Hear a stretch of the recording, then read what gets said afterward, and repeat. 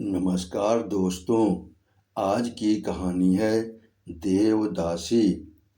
सुभद्रा कुमारी चौहान जी द्वारा लिखित।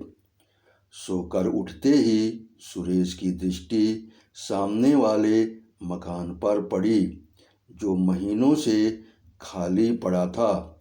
उसने देखा एक स्त्री सामने छज्जे पर खड़ी है। सिर के बाल छल्ले छल्ले बनकर माथे पर बिखरे हुए थे। रंग बहुत गोरा न होकर भी सांवला न था। चेहरा बड़ा ही आकर्षक था।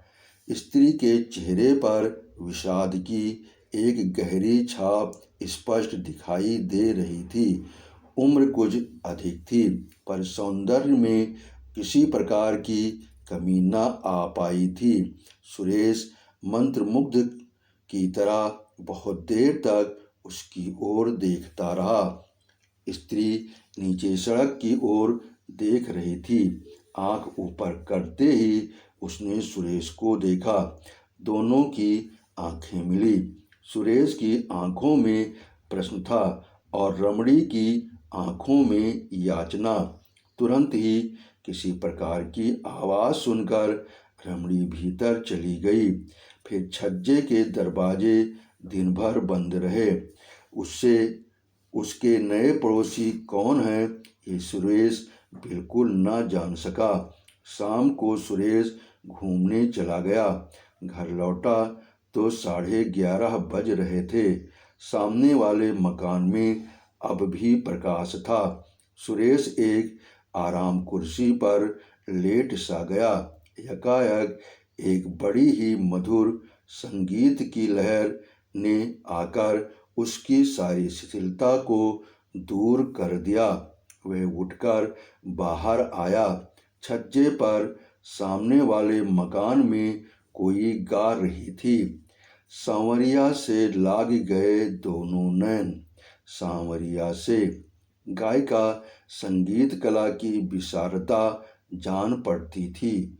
सुरेश भी तो संगीत प्रेमी था, और केवल संगीत प्रेमी ही नहीं, संगीत के विषय में उसे ज्ञान भी काफी था। सुरेश सोचने लगा, हो ना हो वही स्त्री है।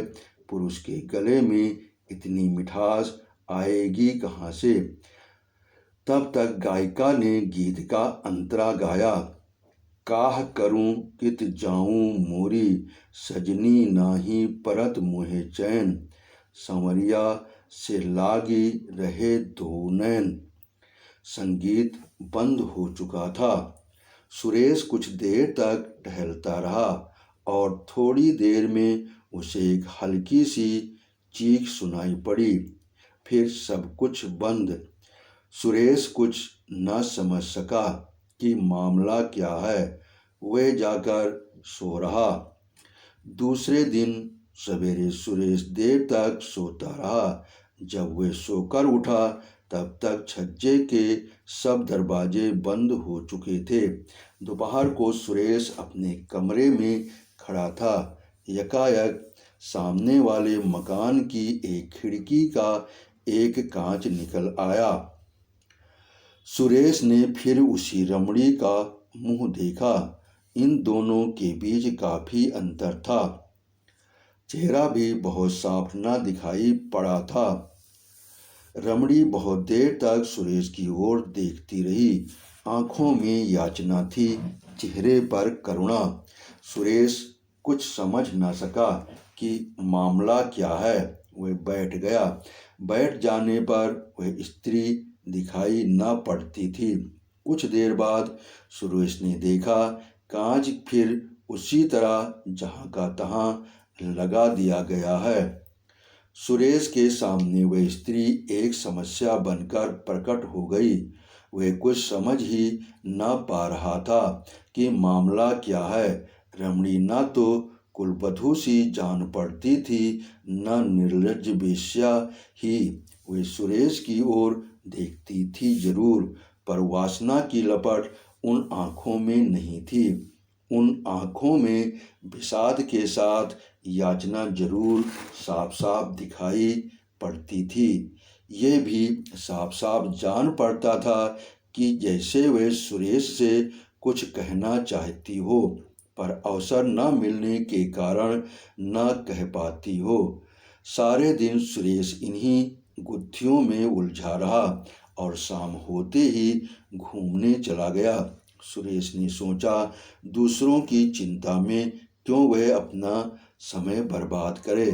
उसने अपने जी को बहुत समझाना चाहा, किंतु पहेली के रूप में वह स्त्री बार बार उसके नेत्रों के सामने आ जाती थी।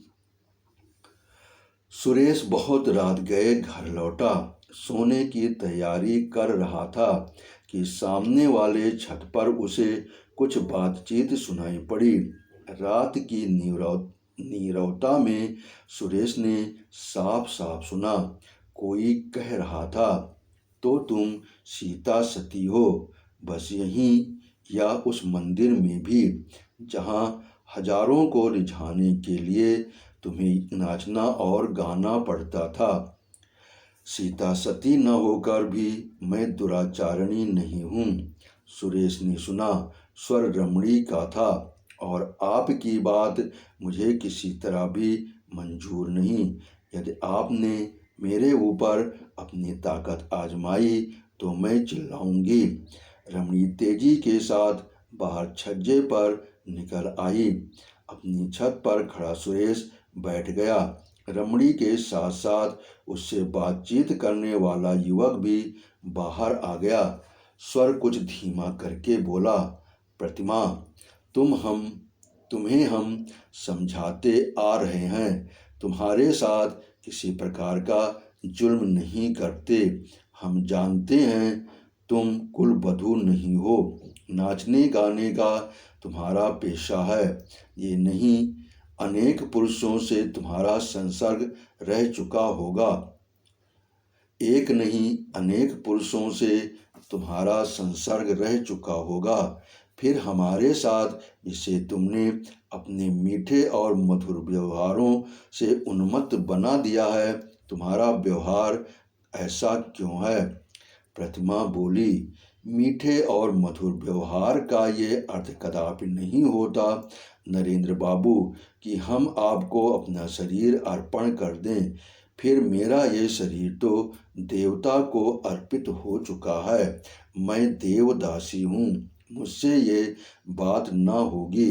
नरेंद्र एक व्यंग की हंसी हंसता हुआ बोला, तो तुम अभी तक सती हो, यही ना? और वह पुजारी जिसके पीछे पीछे तुम।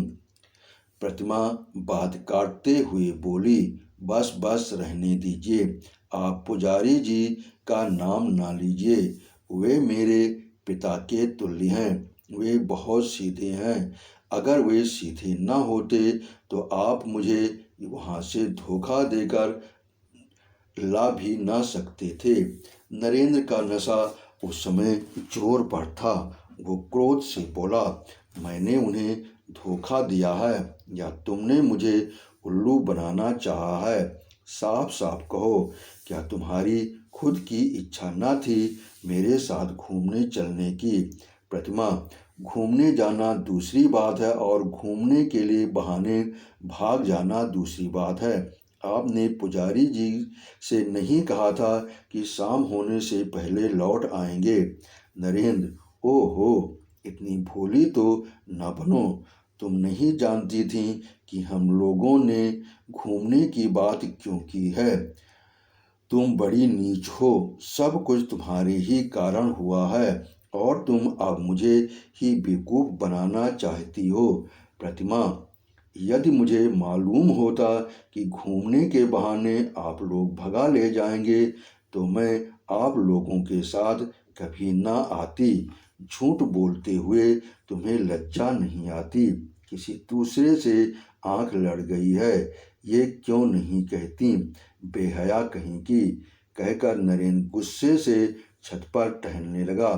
प्रतिमा ने कहा, आपका व्यवहार मेरे साथ बहुत उद्दंड होता जा रहा है। मैं इसकी आदी नहीं हूँ। उद्दंड व्यवहार इसको कहते हैं। कहते हुए नरेंद्र ने कसकर एक तमाचा प्रतिमा को लगा दिया। प्रतिमा चीख पड़ी। कमरे में नरेंद्र के साथी अन्य युवक बाहर निकल आए। उनमें से एक बोला, यार नरेंद्र छोड़ो भी, तुम क्यों इसके पीछे पड़े हो? नरेंद्र बोला, पीछे पड़ने की बात नहीं है। तुम जानते हो हम लोग 1 महीने से इसी के पीछे रुपया पैसा और समय बर्बाद कर रहे हैं। कुछ मेरा अकेला अनुमान भी नहीं, तुम्हारा सभी मित्रों का अनुमान था कि ये हम लोगों के साथ भाग जाना चाहती है। तभी तो हम लोगों ने उसे वहाँ से निकला, नहीं तो औरतों को भगाना कोई हमारा पेशा थोड़ी ही है।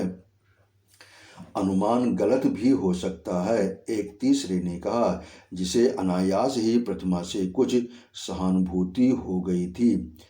तुम लोग बेवकूफ़ बन सकते हो, पर मैं ना बनूंगा। मैं अभी इसे सीधी किए देता हूँ। ऐसा कहते हुए नरेंद्र ने प्रतिमा के पास जाकर, ये रोना किसे सुना रही हो?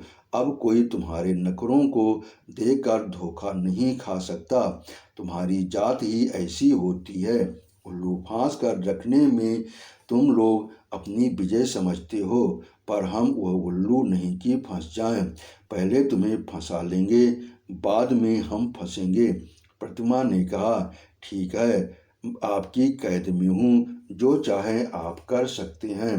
पर मैंने आप लोगों को पढ़ा लिखा सभ्य पुरुष समझा था। मैं क्या जानती थी कि पुरुष के रूप में आप राक्षस हैं, हम राक्षस हैं। नरेंद्र ने दूसरा तमाचा प्रतिमा को जड़ दिया। और तुम देवी हो, बज्जात कहीं की। मंदिर का राई रत्ती हाल जिसे ना मालूम हो, उसके सामने अपने सतीत्व का ढोंग रचना।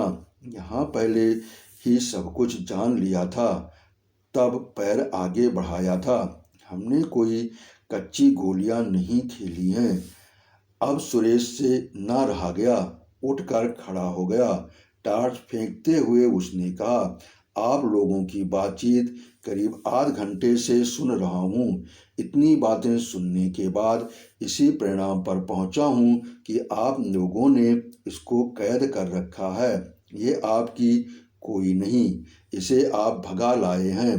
नरेंद्र ने उसी क्रोध के स्वर में कहा, हमारे आपस के झगड़े में पड़ने वाले तुम कौन हो? सुरेश बोला, मैं एक मनुष्य हूँ जो मनुष्यता का बर्ताव करना चाहता है। यदि आप लोगों ने मेरे साथ दूसरी तरह का बर्ताव किया तो फिर मुझे पुलिस का आश्रय लेना पड़ेगा। मामला पुलिस तक गया। वे चारों व्यक्ति जमानत पर छोड़े गए। प्रतिमा को उसकी इच्छानुसार सुरेश के साथ छोड़ दिया गया।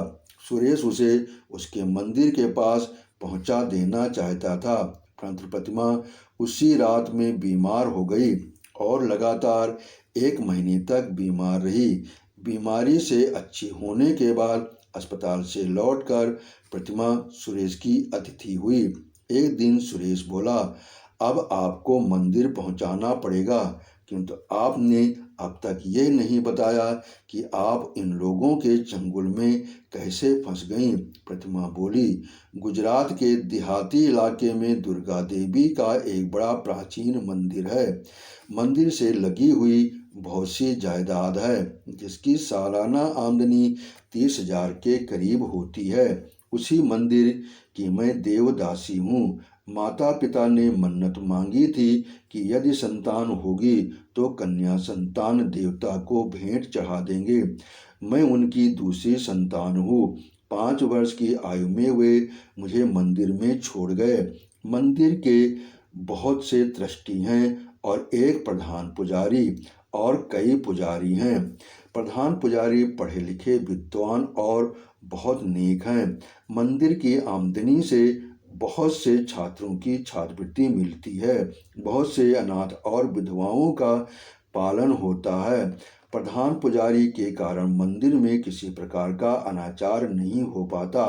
मेरे अतिरिक्त और भी देवदासियां हैं। मंदिर के ट्रस्टी तथा अन्य लोग देवदासियों के साथ अनाचार करना चाहते हैं, पर प्रधान पुजारी के कारण ये नहीं हो पाता था। इसीलिए दृष्टिगण पुजारी से असंतुष्ट थे। मुझे पुजारी जी से छुटपन से ही हिंदी और संस्कृत की शिक्षा दी है। मैं मंदिर में नाचने गाने के बाद उनका लिखने पढ़ने का भी बहुत सा काम कर देती थी। वे बहुत बूढ़े हो चुके हैं। नरेंद्र वगैरह 6 आदमी एक दिन हमारे मंदिर में पहुँचे। ये लोग पढ़े लिखे सभ्य कहलाते हैं। पुजारी जी ने इनके आदर सत्कार का भार मुझे सौंपा। इसके बाद इन्होंने मंदिर में कुछ दिन ठहरना चाहा। आने जाने वालों के लिए ठहरने का प्रबंध वहाँ काफ़ी अच्छा है। उसके बाद ये लोग धोखा देकर मुझे ले आए, कई जगह ले गए। कहीं 1 दिन ठहरे, कहीं 2 दिन। सब जगह मुझसे यही कहते रहे कि पुजारी जी से पूछ लिया है, पर मुझे संदेह हो गया। यहाँ कई दिन से ठहरे हुए हैं। जो कांड हुआ वो आप सब जानते हैं। सुरेश बोला, पहले पत्र लिखकर पुजारी जी से मंदिर का हालचाल पूछ लूं, फिर तुम्हें ले चलूं। प्रतिमा की भी यही राय रही। सुरेश ने पत्र लिखा और कई दिन बाद उत्तर मिला। मंदिर की एक प्रधान देवदासी के अचानक गायब हो जाने से मंदिर में बड़ी गड़बड़ी मच गई। ट्रस्टी लोगों ने प्रधान पुजारी को अलग कर दिया है। उनके स्थान पर जो प्रधान पुजारी नियुक्त हुआ है वो बड़ा अनाचारी है। अब मंदिर नहीं, अत्याचारियों का अड्डा हो रहा है। निवेदक। पत्र पढ़कर प्रतिमा ने कहा, अब मैं वहाँ जाकर क्या करूँगी? सुरेश ने कहा, फिर अब क्या करना चाहिए? हताश सी होकर प्रतिमा बोली, मैं क्या कहूँ, आप ही जानिए। सुरेश ने कहा, मेरा तो विचार है आप विवाह करके किसी भले आदमी की कुलवधू की तरह रहिए। प्रतिमा चौंक पड़ी। विवाह मुझसे कौन विवाह करेगा? और फिर विवाह की मेरी उम्र भी तो नहीं रही। सुरेश ने प्रतिमा से जरा पास जाकर प्रेम, श्रद्धा और आदर के भाव से कहा, उम्र की बात मत कहो प्रतिमा। शेक्सपियर ने जिससे विवाह किया था उसकी उम्र उससे 9 साल अधिक थी। विवाह 2 आत्माओं का मिलन है और आत्मा कभी वृद्ध नहीं होती। मैं तुमसे विवाह कर सकता हूँ। प्रतिमा का चेहरा लज्जा से लाल हो रहा था। उसका मस्तक झुकते झुकते सुरेश के चरणों में आ गिरा। आपने कहानी सुनी, इसके लिए आपका बहुत बहुत धन्यवाद। आपने सब्सक्राइब किया, इसके लिए मैं दिल से आभारी हूँ।